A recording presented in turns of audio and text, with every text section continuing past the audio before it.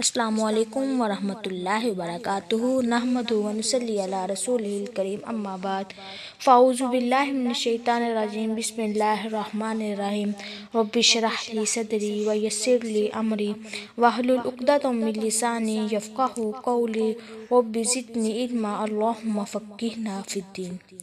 ناظرین، اگر کوئی شخص خواب کے اندر دیکھتا ہے کہ وہ گھر تعمیر کر رہا ہے تو اس کی تعبیر کیا ہوگی؟ تو ناظرین، سب سے پہلے آپ یہ دیکھ لیں، اگر آپ خواب کے اندر قبر کھود رہے ہیں تو اس کی تعبیر بھی یہی ہوگی کہ آپ دنیا میں اپنا گھر بنا لیں گے۔ لیکن اگر آپ نے آلریڈی گھر دیکھ لیا ہے کہ وہ آپ گھر تعمیر کر رہے ہیں خواب کے اندر، تو اس کی تعبیر یہ ہوگی کہ آپ دنیا میں اپنا گھر بنا لیں گے۔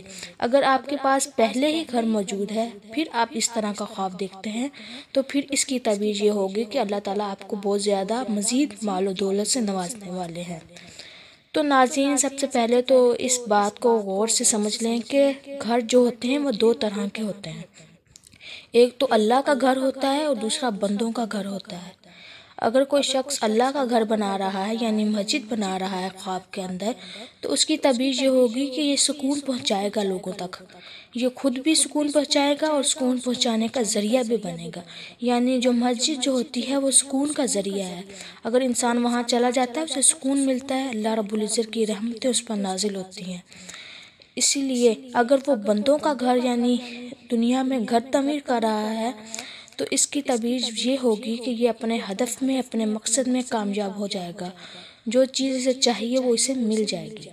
اگر کوئی شخص یہ دیکھتا ہے کہ اس نے گھر ادھورا چھوڑ دیا ہے، اس سے مکمل نہیں بنا، جب بھی وہ خواب میں گھر بناتا ہے مکمل نہیں بنا سکتا، ادھورا چھوڑ دیتا ہے، تو اس کی یہ تعبیر ہوگی کہ یہ دنیاوی کام بھی ادھورے چھوڑ دے گا، کوئی کام ایسے ہیں یہ انہیں مکمل نہیں کر سکتا۔ تو ناظرین، دعا ہے کہ اللہ رب العزت ہمیں ہمارے دنیاوی کاموں میں کامیاب کرے۔ وآخر دعوانا ان الحمد للہ رب العالمین۔